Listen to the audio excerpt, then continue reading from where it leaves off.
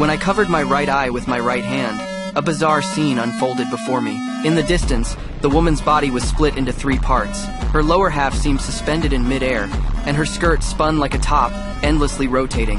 I thought something was wrong with my eyes, but just as I was about to blink, a man in a suit walked by and suddenly twisted into a thin, flat sheet of paper. His body swayed in the air, as if it might fold up at any moment. I couldn't process what was happening. The world around me became even more absurd. People on the street began to change in strange ways. One person turned into a tree with eyes, another became a glowing, living phone charger, his chest flashing like it had a power cord plugged into it. There was even someone whose body was split in half, holding their left hand with their right, trying to piece themselves back together. I was so terrified, I started backing away.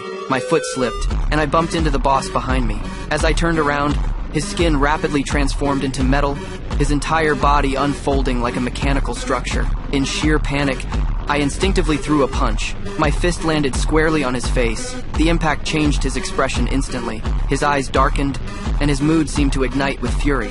The next moment, his men grabbed me and slammed me against the wall. Someone raised a sharp tool, as if they were going to cut off one of my fingers, saying I'd learn my lesson. Just as the blade touched my skin, a sudden thought struck me. I quickly blurted out a sentence. Upon hearing it, the boss immediately stopped, his eyes slowly filling with tears, his emotions clearly shaken. That's when I realized I had just saved my life. Soon after, the boss took me back to his place. It seemed like he wanted to figure something out. After all, the scene I saw had touched on his secret. He sat across from me, completely still, his gaze locked on me, sending chills down my spine. I was terrified of death, too afraid to tell the full truth, but I couldn't hide everything either. Lost in thought, I raised my right hand again and covered my right eye. In that instant, the boss's body transformed again. The metal structure was clearly visible, revealing his true form.